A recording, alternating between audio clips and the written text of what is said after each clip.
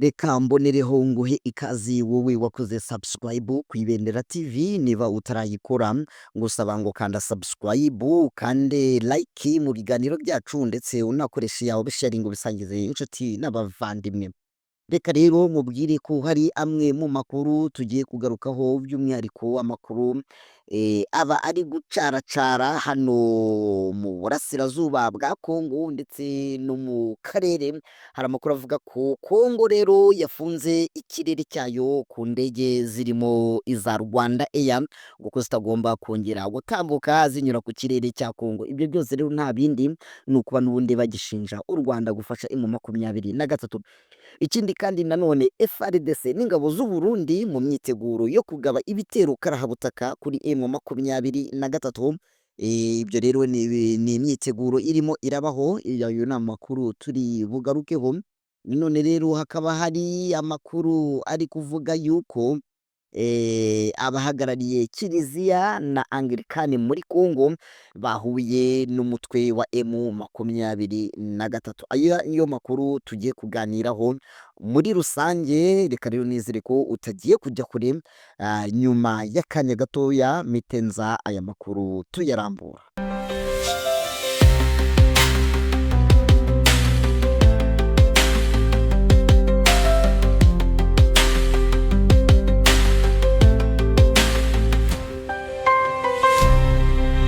Amakuru avugwa mu karere katuhere kuri aya avuga ko Kongo yafunze ikirere cyayo ku ndege za Rwanda Air. Intambara zo mu burasirazuba bwa Repubulika Iharanira Demokarasi ya Kongo, iki gihugu gihanganyemo n'umutwe M23 zatumye ikirere ku ndege zose za Rwanda Air gifunga. L'Agence Congolaise de Presse yatangaje ko leta ya Kinshasa yafunze ikirere cyayo ku ndege zose zo mu Rwanda. Nk'uko ibitangaza ngo nta ndege yo muri Rwanda Air yashoboye kwambuka ikirere cya Repubulika ya Demokarasi ya Kongo mu ijoro ryo kuri uyu wa kabiri Gashyantare tariki 11. Yakomeje itangaza ko kuri ubu kugera i Londres mu Bwongereza indege zo mu Rwanda zambukaga ikirere cya Kongo, ndetse kuri ubu aho gukora amasaha 7 y'indege ubu abagenzi bazajya bibafata amasaha 9 cyangwa se amasaha 2 arenga. Ntacyo leta y'u Rwanda cyangwa se Rwanda yaba aratangaza kuri iki cyemezo cya Repubulika ya Demokarasi ya Kongo cyo gufunga ikirere ku ndege zo mu Rwanda. Mu mpera za Gicurasi binyuze mu muvugizi wa Repubulika Iharanira Demokarasi ya Kongo Patrick Muyaya yatangaje ko bahagaritse ingendo zose za Rwanda Air muri iki gihugu mu bice bya Goma, Lubumbashi na Kinshasa, aho bavugaga ko u Rwanda rutera inkunga umutwe wa M23 ubwo yari mu birometero 20 mu mujyi wa Goma. Ni kenshi leta ya Kinshasa yagiye ivuga ko u Rwanda rufasha umutwe wa M23, ariko u Rwanda buri gihe rwagiye rubihakana rugasaba ko iyi leta yaganira n'uyu mutwe wanamaze kwigarurira umujyi wa Goma mu byumweru 2 bishize, ukaba ukomeje imirwano werekeza muri Kivu y'Amajyepfo.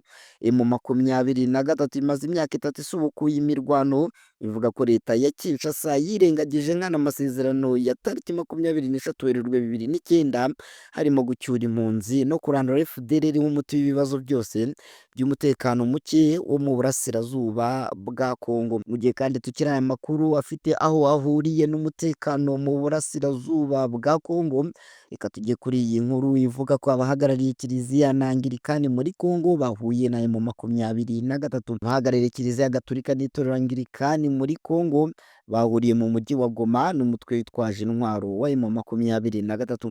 Aba bashumba banyuze ku mupaka munini w'u Rwanda na Kongo la Cronishe kuri uyu wa 12 Gashyantare 2025, ubwo bageraga i Goma bakiwe n'abahagarariye M23 bari mu muvugizi wayo mu rwego rwa politiki Lawrence Kanyuka. Bagiranye ibiganiro n'abahagarariye ihuriro AFC irimo imitwe ya politiki na M23 barimo umuyobozi wayo Colonel Nanga, Vice Guverineri w'intara Kivu y'Amajyaruguru Manzi Willy, nabo ku rwego rwa gisirikare ba M23.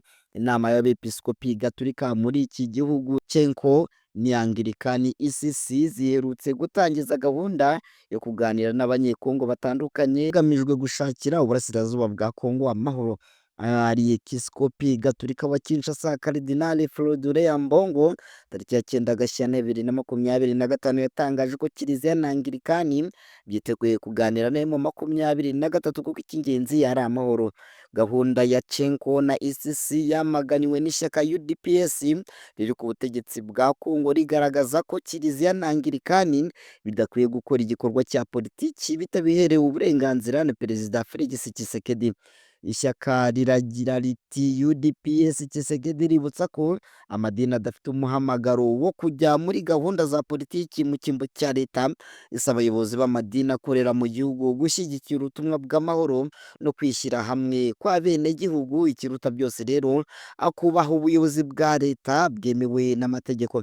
Kiliziya Gatolika na Anglikani bishyigikiye imyanzuro y'abakuru b'ibihugu byo mu muryango wa Afurika y'Iburasirazuba EAC n'uw'Afurika y'Amajyepfo SADC irimo guhagarika imirwano mu burasirazuba bwa Kongo n'ibiganiro hagati ya leta ya Kongo ndetse na M23. Kwavugwa muri Kongo ariko n'ubundi afitanye isano n'igihugu cy'u Burundi, aho FARDC n'ingabo z'u Burundi ziri mu myiteguro yo kugaba ibitero karahabutaka kuri M23. Umutwe wa M23 watangaje ko bamenye amakuru y'uko ingabo za Repubulika Iharanira Demokarasi ya Kongo FARDC n'iz'u Burundi ziri mu myiteguro yo kugabaho ibitero bikomeye. Wabitangaje biciye mu itangazo wasohoye kuwa kabiri tariki 11 Gashyantare 2025. M23 yatangaje ibi mu gihe hari amakuru avuga ko ingabo z'u Burundi n'iza Kongo zikomeje kongera abasirikare benshi mu mujyi wa Bukavu, ibyo uriya mutwe uvuga ko biwuteye impungenge nyinshi. Umuvugizi wa M23 mu rwego rwa politiki Lawrence Kanyuka yavuze ko inatewe impungenge no kuba FARDC n'abafatanyabikorwa bayo b'ingabo z'u Burundi bakomeje kongera ingabo ku buryo hatageze igikorwa bishobora kongera imirwano ku mirongo yose y'urugamba. M23 yatanze umuburo w'uko ibitero FARDC n'ingabo z'u Burundi bateganya kuyigabaho bishobora gutuma hongera kubaho imirwano ikomeye cyane bijyanye n'uko M23 izahatirwa kubisubiza. Uyu mutwe kandi uvuga ko kuba leta ya Kongo ikomeje gutsimbarara ku ngufu za gisirikare bizatuma ikibazo cyo mu burasirazuba bwa Kongo gikomeza kurushaho gukomera, ndetse usaba u Burundi n'ibihugu bya SADC kuvana ingabo zabyo ku butaka bwa kiriya gihugu. Reka kandi nanone aya makuru avuga mu Burundi tuyasoreze kuri aya Perezida Ndayishimiye avuga ko yanenze Kongo ko idashoboye kurinda umutekano wayo. Umukuru w'igihugu cy'u Burundi Evariste Ndayishimiye yasabye abarundi kumenya ko hari umwanzi bafite ari u Rwanda, avuga ko batazapfa nk'ihene nk'uko bimeze muri Kongo. Ndayishimiye yanatangaje ibi ubwo yahaga ibiribwa abaturage bo muri komine Bugabira mu ntara ya Kirundo, yavugiye amagambo akomeye ku Rwanda. Ibyo biribwa bigenewe imiryango 22,236 yahuye n'ikibazo cy'amapfa, aho buri rugo rwagenewe kilograma 5 z'umuceri ndetse na kilograma 15 z'ibigori nk'ibiryo bizamara icyumweru. Ibiro by'umukuru w'igihugu mu Burundi bivuga ko hazakorwa igenzura nyuma y'ukwezi hakarebwa niba ibyo biribwa byakongerwa cyangwa se bikagabanywa, cyangwa niba inkunga izahagarara. Perezida Evariste Ndayishimiye wari kumwe n'umugore we hatangiwe ibyo biribwa muri zone za Kigoma na Kigina muri komine Bugabira, we yasabye abaturage kutaryama umugondorajosi, aho yagize ati mbibabwire nimurye ngo musinzire umugondorajosi.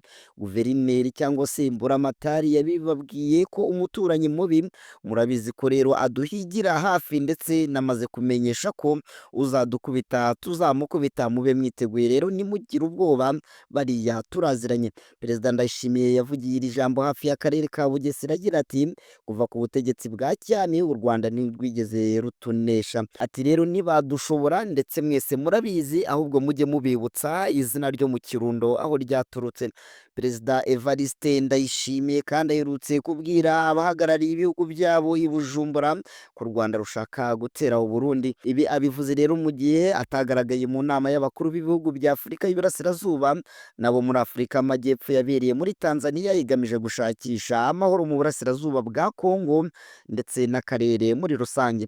Perezida Evariste Ndayishimiye yohereje intumwa kimwe n'inshuti ye Felix Antoine Tshisekedi wari ukurikiye iyo nama akoresheje ikoranabuhanga mu buryo bwa video. U Burundi bufite ingabo muri Kongo zifasha iza Kongo guhangana n'umutwe mu 23. Abasirikare b'u Burundi barigoma no muri Kivu ya ruguru bakubiswe inshuro bahungira muri Kivu y'Amajyepfo, bakomeje kurwana ngo Bukavu idafatwa na M23.